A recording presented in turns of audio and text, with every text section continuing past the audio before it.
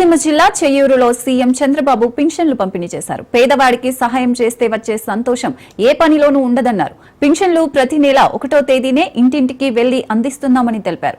ఇచ్చిన హామీ మేరకు అధికారంలోకి రాగానే పింఛన్ మొత్తాన్ని పెంచామన్నారు. పేదవాళ్ళ కోసం కష్టపడుతున్నాం.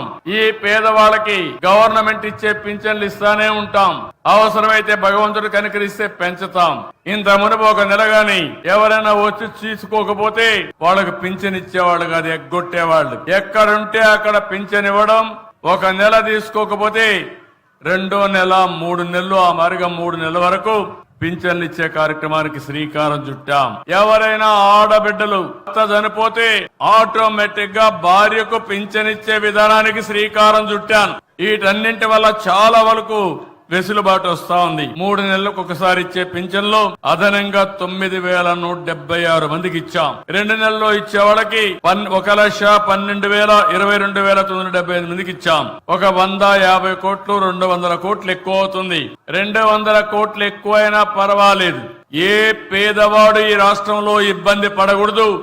ఒక నెల ఎక్కడన్నా బయట పోయినా మళ్లీ స్వేచ్ఛగా వచ్చి 3వ నెల వరకు తీసుకునే స్వేచ్ఛను, అధికారాన్ని మీకు ఇచ్చామని చెప్పి కూడా నేను మీకు తెలియజేస్తున్నా. ఎందుకంటే ధనిక రాష్ట్రాలున్నాయి, ఆదాయాలు ఎక్కువ వస్తున్నాయి, కానీ వాళ్ళందరికంటే మనమే ఎక్కువ పింఛన్లు ఇస్తున్నాం. నెంబర్ ఎక్కువ ఇస్తున్నాం. అదే మరి నెలవారీగా ఇచ్చే డబ్బులు కూడా మనమే ఎక్కువ ఇస్తున్నాం. పింఛన్ల పెంపు నెలకు 2,720 కోట్లు. మొత్తం ఇప్పటికైన ఖర్చు 34,000 కోట్లు.